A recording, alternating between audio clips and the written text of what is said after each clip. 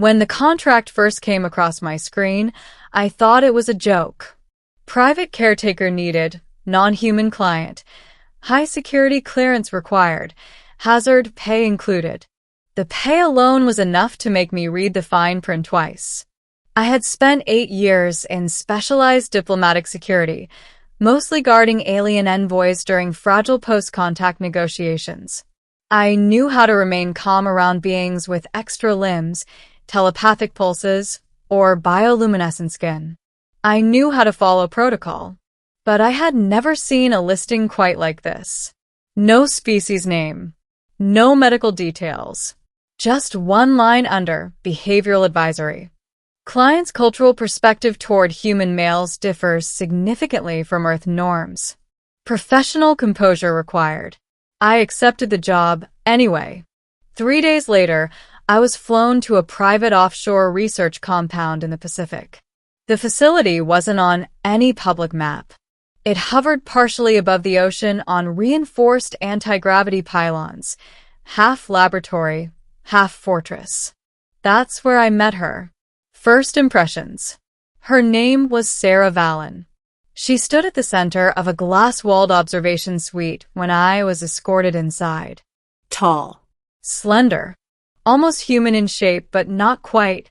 Her skin shimmered faintly with shifting tones of silver and deep blue, like starlight reflected on water. Thin geometric patterns pulsed along her arms in slow rhythmic waves. Her eyes were the most striking feature. Large. Reflective. Not cold, but analytical. She turned toward me with calm precision. "This is the caretaker?" she asked. Her voice carried layered harmonics, 2 tones overlapping in perfect alignment. "Yes," the facility director replied. "Former diplomatic security. Highly recommended." Her gaze lingered on me longer than was comfortable. "Male," she observed. The director cleared his throat. "Yes." She stepped closer. Not aggressively. "Just studying." "You volunteered?" she asked me directly. "I did." Her head tilted slightly, like she was adjusting an internal calculation. Interesting. That was the moment I understood something fundamental. She wasn't looking at me the way humans look at each other. She wasn't evaluating threat. She was evaluating utility. The assignment. Sarah was not a prisoner. Officially, she was a protected diplomatic asset. Unofficially, she was the sole survivor of an incident involving her species' research vessel entering Earth orbit under distress. The public was told it was mechanical failure. It wasn't. Her ship had been attacked by unknown forces. She escaped in a life pod. Earth intercepted her emergency signal. Now she was here. Studied. Protected. Monitored. My job was simple on paper. Ensure her safety. Escort her during facility movement. Maintain professional boundaries. Report unusual behavioral deviations. It was that last bullet point that unsettled me. The difference. The first week was quiet. Sarah spent most of her time in the facility's ocean-facing chamber, watching the waves. She didn't sleep like humans. She entered periods of stillness, her skin dimming, patterns slowing. She didn't eat conventional food either. Nutrient solutions were delivered in crystalline capsules. But the real difference became clear during her interactions with male staff. She treated women neutrally, with measured respect.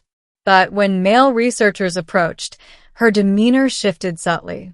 Not hostile, not dismissive, just curious in a way that unsettled them. She would circle slightly when speaking to them. Stand closer than necessary. Observe their micro-expressions with intense focus. One afternoon, a young male technician dropped a data pad near her. She picked it up and handed it back. Instead of releasing it immediately, she held his wrist lightly. He froze. "Your pulse increases in proximity," she noted calmly. "Why?" The technician stammered and fled the room. That evening, the director pulled me aside. This is why you're here, he said. She doesn't understand male social responses. Or perhaps she does, and evaluates them differently. Differently how? I asked. He hesitated. Her species evolved without gender-based hierarchy. Their males are not physically dominant. In fact, they are considered more fragile neurologically. So she sees us as fragile? Possibly. That explained the behavioral advisory. She didn't see human men as authority figures.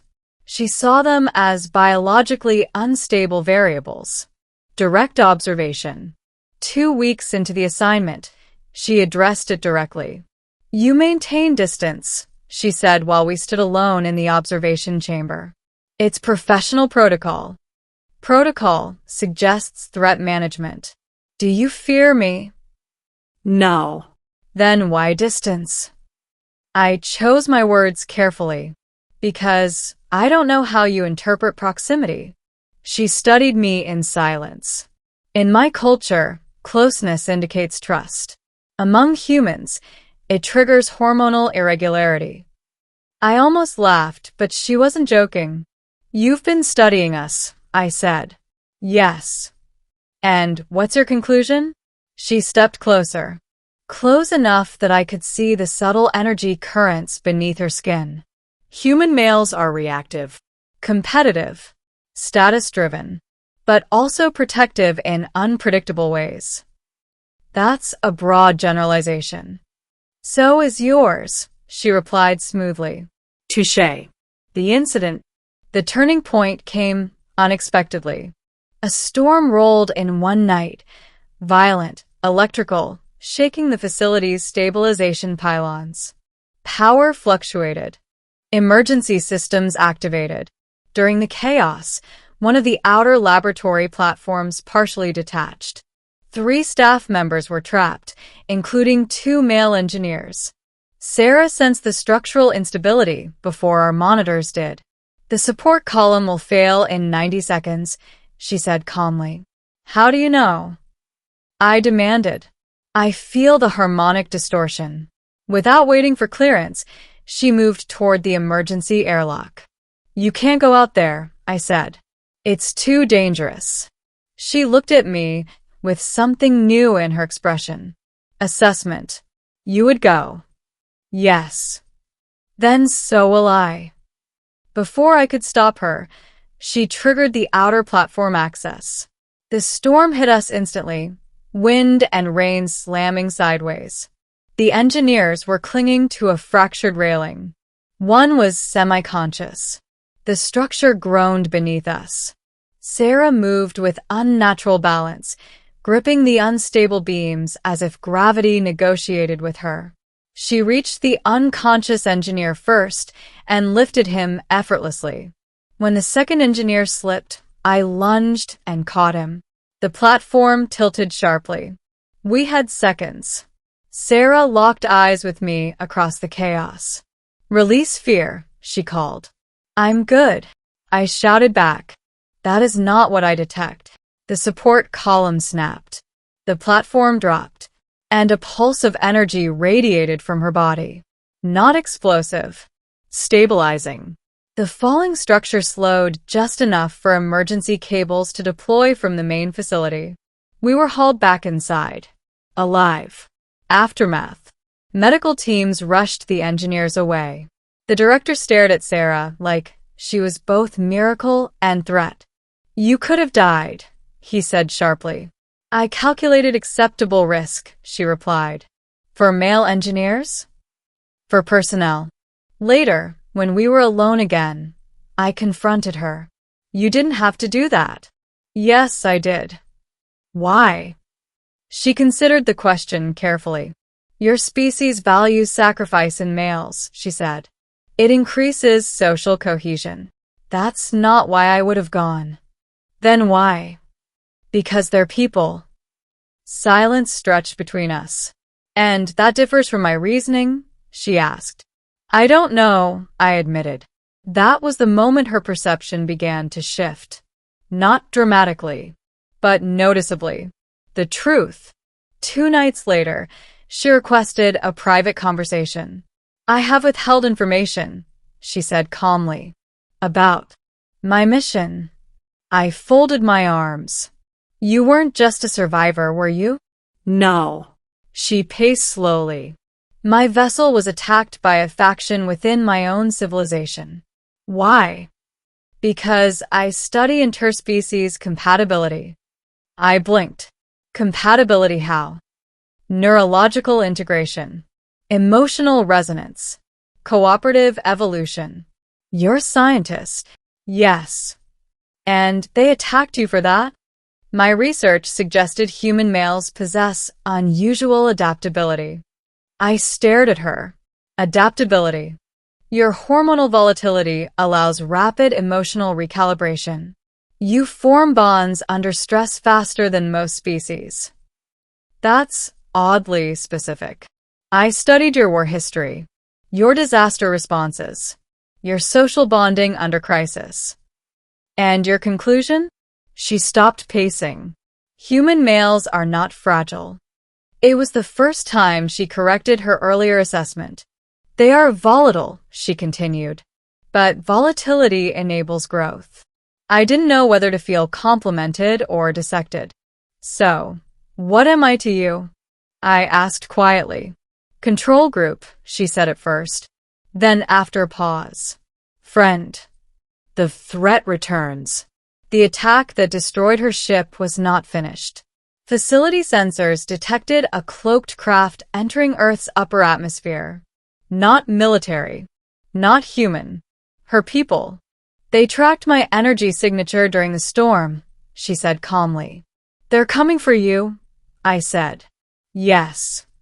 The facility scrambled defenses, but their technology was inferior. Sarah turned to me.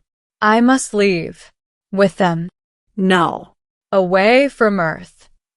And let them continue believing humans are unstable? She hesitated. They will escalate. Then prove them wrong, I said. How? By staying. The idea was insane, but powerful. If she publicly aligned with humanity, it would send a message across her civilization. You risk planetary conflict, she warned. Or we change it. The broadcast. When the alien craft descended above the Pacific, the sky darkened unnaturally.